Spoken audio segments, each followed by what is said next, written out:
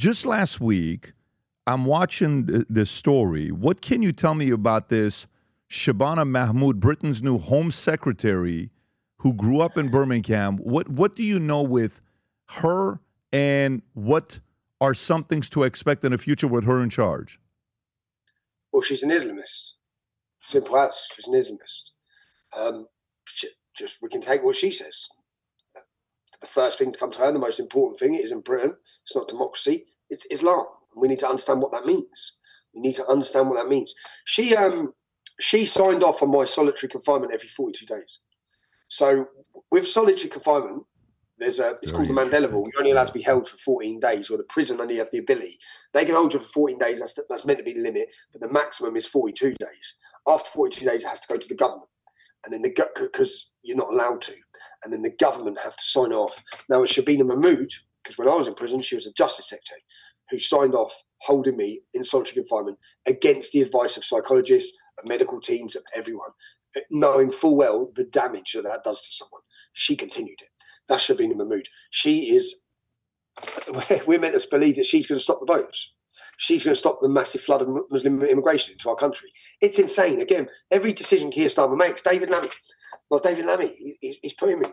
It's insane, really. So, but again, it just helps, I think, to wake people up. Unfortunately, all of these things have had to happen. My imprisonment, Lucy Connolly's imprisonment, a mother for 31 months for a tweet.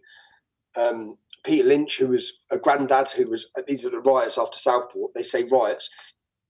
He just held a placard and he got 2 years in jail.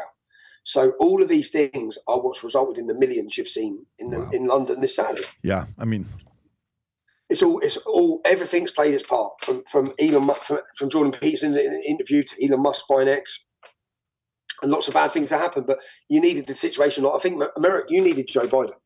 America needed Joe Biden for those 4 years because people needed to see. Because when they can see it, they need to see how bad it can be, and that's what we're currently going through. We needed Keir Starmer in power. So you need to get a position where a government can come in with a mandate. Now, Nigel Farage, as I said, Donald Trump made his mandate clear. He clearly said what he's going to do when he get in, so he can get in power and do it. Nigel Farage isn't. And people are making excuses saying, well, he's just playing the political game till he gets in power. Then he'll do all these things. It's like, no, he's not going to. He's definitely not going to. So, yeah, when you're looking at her, Shabana Mahmood, she said in interviews, my faith is the center point of my life, and it drives me in the way that I live my life and I see my life. And she said her Muslim faith is the core of who she is, who I am. And she's the first Muslim woman Lord Chancellor and the first female Muslim member of the parliament. So there's a lot of progress happening there with them wanting to spread Islam and different people like her getting elected. Whether you agree with Tommy or not, guess what? You can now get a hold of him on Minect. He will respond back on Minect. You can simply download the app. He's officially on there. Ask him any question. You agree with him. You don't agree with him.